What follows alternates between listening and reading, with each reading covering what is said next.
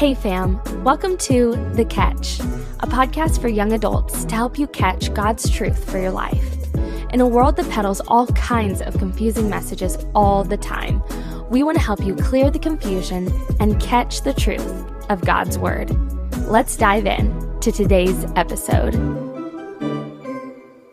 I went on a vacation a few weeks ago and I never thought that this would happen. I love to read books at the beach. I think that it's so fun to just get out there and, stick my toes in the sand and listen to the waves, just lap against the sand and enjoying my time out there and getting lost in a good book. And I had brought a book with me it was good. It was a little more heavy, a little more complicated. And I decided that I wanted just like an easy read. And I found this bookstore and I go in and I get this book and I'm like, I think this one will be good. It'll be easy, simple read, kind of fun. And I read through the first chapter and I was like, okay, good, simple and fun. And then I got through the second chapter and I was like, ooh, this is getting like a little spicy. I hope this doesn't continue. And then by the third chapter, I just had to throw the book out because I couldn't read it anymore. And, I try to check beforehand what kind of books I'm reading, but this one, I don't know, it just seemed like I could trust it. The book was like, hey, trust me. And I'm like, yeah, okay, yeah. Anyway, bad idea. And I have noticed a growing trend of spicy novels over the past few years, maybe over the past 10 years or so. And I think that it's an important conversation to have because a lot of us can look at it and say, well, it's just books, like it's just black and white text on a page. But I think a lot of people are talking about books right now. I think they're getting lost in books right now. And I think that it is not just something that is affecting us, but I think it's a symptom of something larger at play. I don't normally do this, but if you have any younger listeners with you, this is not the episode for them. This is going to be our very first PG-13 episode, if you will. And we're going to talk about things that are a little bit spicy and are definitely not appropriate for kids. So this would be the moment to go ahead and turn this off. If you have kids in the room, come back to it later. And we would love to have you join in on this conversation when you're kid free. So with that being said, we're going to dive into this conversation. I saw this reel pop up in my feed recently, and at first I thought that maybe it was some kind of comedy video, but as I watched it, I realized that there was no punchline in here, and I think he may have actually been serious. Morning Glory Milking Farm was actually a really good book and quite an enjoyable read. I went into this book thinking that I was going to hate it, that I wouldn't enjoy it. I was reading it purely out of interest and intrigue because I just had to know what it was about. And I finished it and I came away having such a joyful and fun time. Paint me surprised. The story follows Violet, a young girl who's fresh out of university. She's got debt building up. She can't get a job, so she goes to the Morning Glory milking farm and she gets employed as a milking technician. And they milk minotaurs. And let's just say they don't milk them for dairy milk. Anyway, Violet meets Rourke, a minotaur, and cue love story. And the love story in this book, the romance plot, was so sweet and actually really well written. I really enjoyed it. I was deeply invested in it. I actually hope there's a follow-up because I want to know what happens to these two. And Rourke the Minotaur is such a green flag, a very respectable gentleman, and he works in agriculture, so he's a Minotaur after my own heart. This book gave me 21st century rom-com vibes. Like, it was quite funny at times. I think the author knew that the premise was a bit silly and she played on that. But it also had these really profound and meaningful themes that underpin the story of cultural diversity and acceptance, which were fantastic and really well written. So am I recommending this book? I kind of think I am.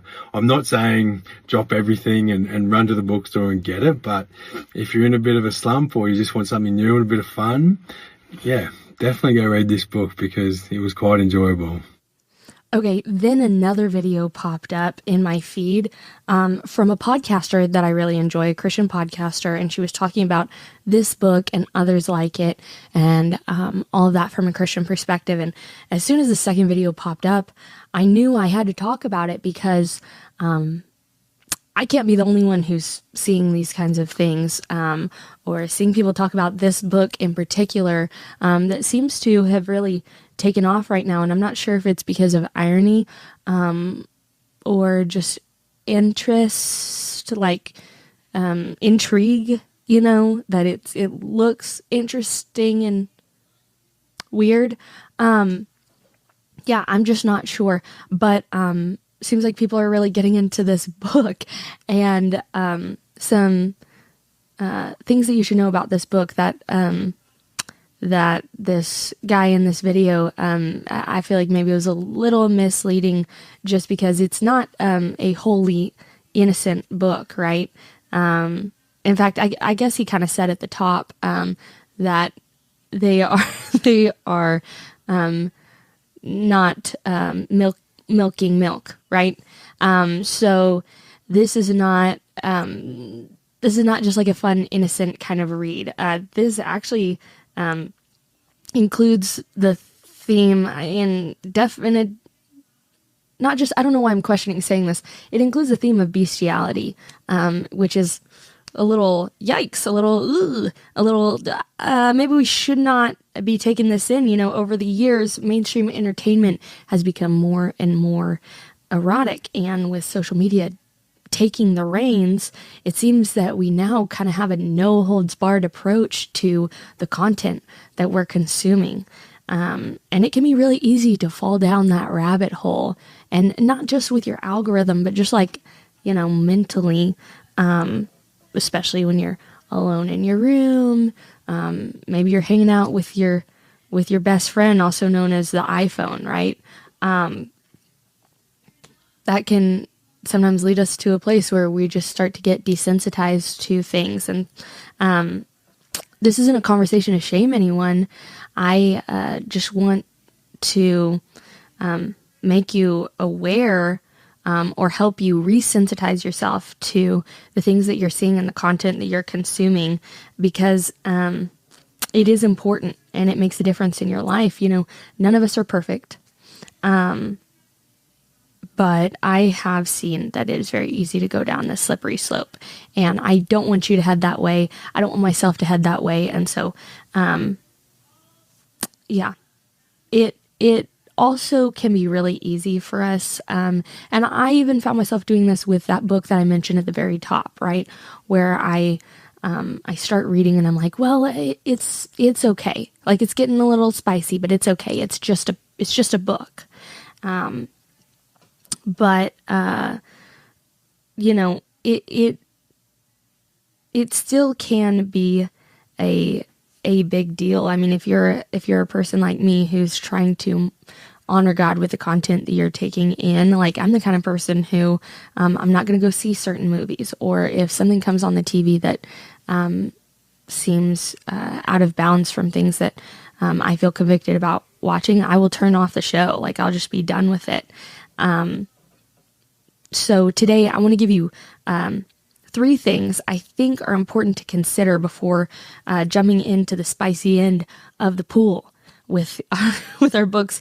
And if you're not a reader, this is still a great conversation for you to hear. It can still be really helpful for your life as you're considering what kind of content am I taking in. So the first thing that is important is what you think about grows. Themes in a lot of popular romance, romantasy, dark romance, and other romantic-inspired novels, like think like 50 Shades of Grey or Colleen Hoover, or there was a really popular it wasn't sci-fi, it was this fantasy kind of series. It was Onyx Storm. Some of these books include themes like obsession, BDSM, possession, abuse, and even on the darker end, there are things like bestiality, like in the book I shared earlier, or there are LGBTQ themes. There's even incest themes in some of these books, and it can get really dark really fast. And here's the thing. As women with this content, like, we've taken a biblical and healthy want to feel led. We've taken this idea of like the strong male, strong man, and we've sort of allowed it to be twisted until we can't really recognize it anymore. You know, the other thing that's really interesting when you think about it is that there's been this huge feminist movement, right? This huge feminist push in our society. But a lot of these women who would ascribe to this type of worldview, they're engaging, they're eating these novels up like nobody's business. And so it is something that's happening around us. And if we can unveil it, then we can untwist it. We can actually see it for what it is, right? Like there is a healthy want for a strong man, a strong male lead, right? In your life or in the world around us. But when it starts getting twisted into these themes of obsession or possession, which is maybe on what you might say is the milder end of a lot of these books and a lot of romance books, then when we start seeing this pop up, we want to call it out, and that way we don't start to let it take control in our own lives. Check this out of someone who let things go a little too far and forgot what is healthy and what is not. Okay.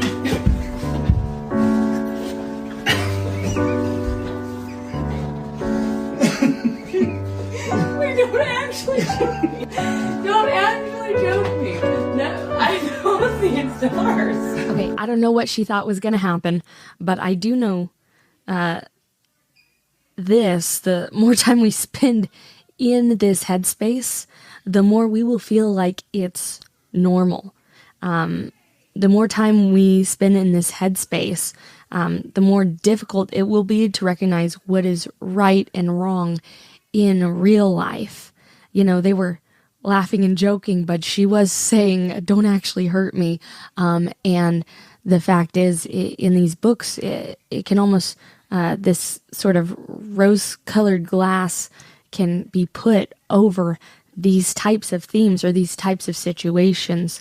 And if we spend our time thinking this is normal or this is okay, or we're reading things in these books where this is normal or this is okay, it will be more difficult for us to recognize healthy relationships in real life, and it will be more difficult for us to act in healthy ways in our relationships in real life, and it will be more difficult for us to see when things are unhealthy in real life.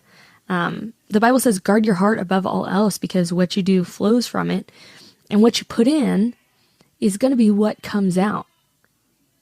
And over time, it can start to harden your heart, and it can start to eat away at your soul. If what you're putting in is toxic, then what is going to be coming out is going to be toxic. Plus, this type of content, and yes, even in books, can be very addictive, right? I said what you think about grows. I want to show you this clip from a psychiatrist who was struggling with this exact type of addiction. I started reading, more and more sort of graphic, erotic, sexualized versions of this novel. And I was embarrassed. So I would hide that I was reading them. And that gets into the whole double life of addiction, where now we're lying about our use, we're using our drug over here, but pretending like we're not. So my kids or my husband would walk in the room and I would be, hiding behind another book, one book behind another book. So it looked like I was reading something, I don't know, more sophisticated. A quick note on this as well. Reading erotic novels engages the brain's reward and emotional processing systems, much like other forms of immersive fiction or sexual stimuli. Though the effects are primarily driven by imagination and narrative anticipation rather than visual input, this can lead to temporary spikes in certain neurotransmitters and hormones, creating feelings of pleasure, arousal, and emotional connection. Research on romance and erotic literature, often overlapping genres, draws parallels to studies on pornography or romantic love, showing activation of the brain's mesolimbic dopamine pathway, the same circuit involved in motivation and addiction. Plus, just like every other addictive behavior, you have to have more of it or a more powerful kick of it. Think like darker stories to get that hit that your mind and body are looking for, that your mind and body are craving. So as you heard, this is a real thing that happens. That lady that we saw in that video, she was a psychiatrist. Like, she knew what was happening to her, and it was difficult for her to step away from that. Now, the great news for her is that she actually went cold turkey and moved out of that season of her life. But check this out. When you're reading these types of books, the hormone oxytocin is also released. Now, if you haven't heard about oxytocin is often called the cuddle hormone, and it actually creates a type of bonding. It's usually released sometimes between romantic partners, also with mothers and their newborn babies. And so it creates this sense of bonding. And so that's also often released when you are reading these types of novels. So when you finish reading, you can even feel a withdrawal. It's nicknamed book hangover, but it's a type of melancholy that happens when you finish reading these types of books. It doesn't sound very fun, and it doesn't sound very worth it to me. The second is this. This won't make you less lonely. Some people read to fill the void, right? Just like I said, oxytocin is released, right? You're feeling some sense of closeness to something, whether it is the story, it is the maybe the romantic partner in the story. But the fact is, the characters in these books, they're not real. They can't know you. They can't love you. They won't be there when you're sick to nurse you back to health. They won't be there when you're stranded on the side of the road to help change your tire. And yet, we often use story or entertainment to fill the void, and sometimes even to numb us out. Ever heard of anybody talking about, scrolling TikTok to numb out? Reading can produce the same effect. And sometimes we can just trick ourselves by saying, oh, but it's reading. It must be so much better for you than scrolling. Like, reading makes you smarter. Like, I'm actually engaging my brain. But the fact is, right, what you put in comes out. So reading something that's dumb is going to make you dumber. Reading something that's a little horny is going to make you a little horny. And it will never take the place of real life relationships. And you may be in a season where you're like, hey, I'm really struggling in forming relationships with people. I have a lot of friends who are struggling with very real social anxiety, and other people who just don't know where or how to make connections. And I want to encourage you in this. One, fake people are not going to help you make real relationships. Fake people in books are not going to help you make real relationships. So go find some real people. That's the only thing that is going to help this situation. If you're feeling lonely, go out and meet people. And it's going to take a little bit of courage and it's going to take a little bit of confidence. But you can find both. And I know you can find both because God's word says that you can have both. So introduce yourself to someone new at church or at work or even at the grocery store. Try out a club. Go to the dog park. You just never know who you're going to meet through one simple introduction or what God can do through that. Even if maybe you introduce yourself to someone and they're like just not your bestie, that could be the connection that leads to the right connection for you. And in my life, I found that every single one of my closest friends were at one point strangers. Number 3 is this: your mind is meant for so much more. It's made for so much more than this. God has filled you with purpose. God has filled you with so much purpose, and his word says you have power and love and a sound mind. It's a good mind that you have. It's a good mind that you have if you decide to use it well. You could be using it to serve other people and make a difference. You could use it to go get that degree or create a new invention or bake something delicious or solve the mysteries of the universe. Like, I don't know, write the next great pop hit. You could use your mind for so many things. The sky is really the limit. And listen, as I think about all of this, I'm reminded of this story from the Gospels, and I'd like to read it to you. At dawn, he appeared again in the temple courts, where all the people gathered around him, and he sat down to teach them. The teachers of the law and the Pharisees brought in a woman caught in adultery. They made her stand before the group and said to Jesus, "Teacher, this woman was caught in the act of adultery. In the law, Moses commanded us to stone such women. Now, what do you say?" They were using this question as a trap in order to have a basis for accusing him. But Jesus bent down and started to write on the ground with his finger. When they kept on questioning him, he straightened up and said to them, "Let any one of you who is without sin be the first to throw a stone at her." Again, he stooped down and wrote on the ground. At this, those who heard began to go away one at a time, the older ones first, until only Jesus was left, with the woman still standing there. Jesus straightened up and asked her, "Woman, where are they? Has no one condemned you?" "No one, sir," she said. "Then neither do I condemn you," Jesus declared. "Go now and leave your life of sin." Look, this woman is a lot like the rest of us. Caught up in things that we shouldn't be, whether we knew it or not, or whether we meant it or not. But here we are, caught up in the thick of it.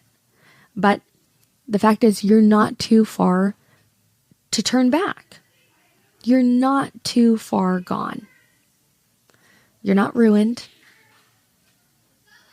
You're, after all of these facts I've spelled out, you're not ruined.